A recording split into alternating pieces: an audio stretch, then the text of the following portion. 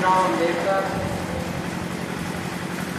और जाने अनजाने तमाम जिन महापुरुषों ने दलितों शोषितों के उत्थान में अपना जीवन समर्पित किया, उन सभी महापुरुषों के विचारों का नमन करता हूँ। आज के इस कार्यक्रम के सम्मानित अध्यक्ष जी, मंचासीन हरिजन संघ उत्तर प्रदेश के अध्यक्ष आदरणीय रामनिवास वर्मा जी, साथ में बैठे हुए सेवाराम पटेल जी, अशोक कुमार वर्मा जी, गोरखपुर से आए हुए तमाम हमारे साथी, अम्बेडकर नगर फैजाबाद से आए हुए सभी साथी और यहाँ सामने बैठे हुए बूढ़े बुजुर्गों, नौजवान साथियों और मातृशक्तियाँ बहनों, आज हरिजन संघ का ये 16वां जनपदीय सम्मेलन हो रहा है। ऐसे अवसर पर हम सभी हरिजन संघ के उन्नति के लिए, उसके विकास के लिए अपनी योजनाएं बना रहे हैं।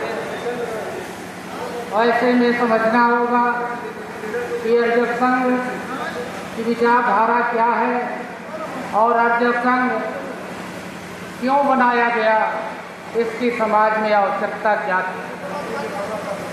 तो मित्रों, हरिजन संघ जानोत्तम मानव वाले दो पहियों पर चलने वाली एक गाड़ी है। हरिजन संघ कहता है, पहले जानो तब उसे मानो। जिसको महामना बुद्ध ने कहा था कि किसी बात को सच इसलिए मत मानो कि बहुत दिनों से लोग कहते आए हैं, या किसी मोटी ग्रंथ में लिखी है, या हमारे तमाम महापुरुषों ने कहा है।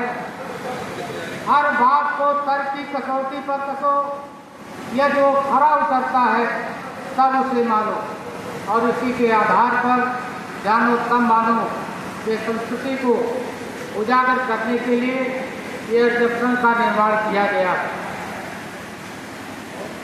हरिजन संघ हमेशा से तर्कवादी सोच को बढ़ावा देता है और हरिजन संघ ये कहता है कि हर बात पर तर्क करो, बहस करो, तब सही बात आप जानोगे। वही जो पूरे देश दुनिया में दो विचारधाराएं चल रही, एक मानववाद है तो वहीं दूसरा ब्राह्मणवाद है। एक अवैज्ञानिक की बात करता है, दूसरा वैज्ञानिक की बात करता है। तो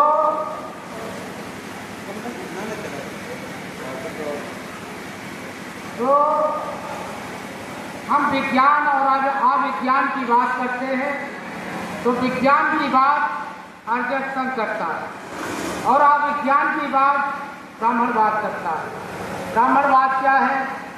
भाग्यवाद, पुनर्जन्म पर आधारित जो वर्ण व्यवस्था है, उस विचारधारा का नाम ब्राह्मणवाद है। तो हमें समझना होगा ये पुनर्जन्म क्या है, भाग्यवाद क्या है, क्योंकि हमारे दुखों का सबसे बड़ा कारण यही। जब हम देखते हैं तो कोई कहता है कि आदमी मर गया तो ये फिर अगले जन्म में दूसरा पैदा होगा, दूसरे के शरीर में जाएगा। यानी इस जन्म में अगर हमको अगला जन्म बढ़िया बनाना है तो इस जन्म में हमको दान पुण्य करना है, हमको त्याग तपस्या करना है। जो भी हम धन दौलत अपना कमा रहे हैं उसको हम किसी को दान दे दें, किसी ब्राह्मण को दान दे दें, किसी मंदिर को दान दे दें, तब हमारा अगला जन्म बनेगा। तो यानी हमको ये बताया जा रहा है कि वर्तमान में हम अपना सब कुछ लुटा दें, सब कुछ खत्म कर दें, तो फिर हमारा अगला जन्म बढ़िया बनेगा। तो ये तो समझ से परे की बात है। अब विज्ञान ने सिद्ध किया कि पुनर्जन्म नहीं, आत्मा नहीं होती। कहा गया आत्मा अजर है, अमर है, कभी मरती नहीं, कभी जलती नहीं। लेकिन जब ये तर्कों पर सिद्ध किया गया कि आत्मा का क्या काम है शरीर में, आत्मा कहाँ रहती है। तो आज तक किसी वैज्ञानिक ने पता नहीं लगाया कि आत्मा शरीर के किस अंग में रहती है, कहाँ इसका स्थान है। तो आत्मा में हम उलझे हुए हैं। पूरा हमारा समाज इसी आत्मा में भाग्यवाद और पुनर्जन्म में उलझा हुआ है। जब तक हम इसमें उलझे रहेंगे तब तक हमारे विकास का रास्ता बाधित रहेगा। और इसी नाते हमारा शोषण हो रहा है।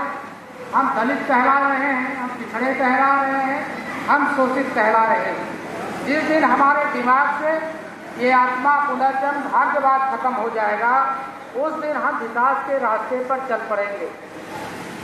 हम एक बात से उदाहरण देना चाहते हैं कि जो हम तर्क की बात कर रहे हैं, बहस की बात कर रहे हैं, हमें बताया गया कि सृष्टि की कल्पना विष्णु जी ने किया कि ये सृष्टि बनाई जाए, और ये पढ़ाया जाता है कि सृष्टि की रचना कैसे हुई। तो ऋग्वेद के अंतिम अध्याय शतपथ ब्राह्मण नामक अध्याय में जो बाद में जोड़ा गया, उस अध्याय में कहा गया कि ब्राह्मणों मुखमासीत बाहु राजन्य तथा पुरु तदस्य यद वैश्या पद ध्यान सूत्र हो जाए। एक क्षीर सागर था, उस क्षीर सागर मैंने दूध का सागर, उस सागर में हजारों फन वाले नाग की सैया पर विष्णु जी लेटे हुए थे और लक्ष्मी जी पैर दबा रही थी। तो विष्णु जी और लक्ष्मी जी मिल करके बच्चा नहीं पैदा कर पाए। तो विष्णु जी ने सोचा कि सृष्टि की रचना की जाए। तो उनके नाभि से एक कमल पैदा हो गया और उस कमल पर 4 मुख वाले ब्रह्मा जी विराजमान हो गए। और फिर यह श्लोक कहा गया कि ब्राह्मणों मुखमासीत बाहु राजन्य तथा पुरु तदस्य यद वैश्या पद ध्यान सूत्र जाए। इस ब्रह्मा के मुख से ब्राह्मण पैदा हो गया, बाह से क्षत्रिय पैदा हो गया, पेट से वैश्य पैदा हो गया, तो पाँव से शूद्र पैदा हो गया। और चारों का काम बता दिया गया कि ब्राह्मण का काम भिक्षा मांगना, पूजा पाठ करना, क्षत्रिय का काम रक्षा सुरक्षा करना, वैश्य का काम व्यापार करना और शूद्र का काम ऊपर के तीनों वर्णों की सेवा करना।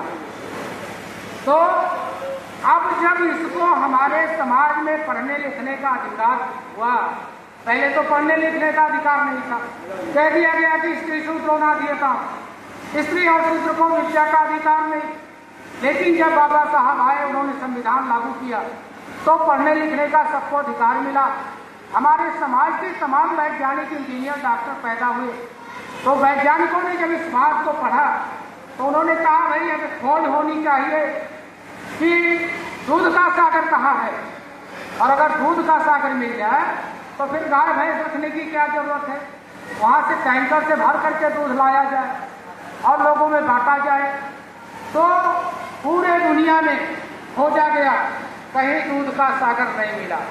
यानी तर्क किया गया, बहस किया गया, तब ये जो लिखित बातें थी ये झूठ साबित हो गया। उसके बाद 1000 फन वाला नाग, 1000 फन वाले नाग की को ढूंढना शुरू किया गया। हमारे वैज्ञानिकों ने ढूंढा, अंधराओं में ढूंढा, गुफाओं में ढूंढा, जंगलों में ढूंढा, पानी में ढूंढा, समुद्र में ढूंढा, नदी नाले तालाब में ढूंढा, कहीं 10 फन 5 फन वाले नाग की खोज नहीं हो पाई और 1000 फन वाले की बात तो बहुत दूर है। तो यह भी दूसरी बात भी झूठी हो गई। फिर विष्णु जी लेते हुए थे, लक्ष्मी पैर दबा रही थी, दोनों मिलकर बच्चा नहीं पैदा कर पाए और नाभि से कमल पैदा हो गया। तो नाभि से कमल कैसे पैदा हो गया? कमल तो कीचड़ में पैदा होता, नदी नाले तालाब में पैदा होता है, किसी के नाभि से तो नहीं पैदा हो सकता। ये भी बात झूठी हो गई। और फिर ब्रह्मा के मुख से आदमी पैदा हो रहा, बाँह से पैदा हो रहा, पेट से पैदा हो रहा, पैर से पैदा हो रहा। तो ये सारी बातें एकदम झूठी साबित हो गई। लेकिन कब हुई? जब तर्क हुआ, जब बहस हुई, तब ये झूठी साबित हुई। और आज भी इतना सब झूठा साबित होने के बाद भी हमारे घरों में वो 1000 फन वाले नाग की फोटो टांग करके माताएं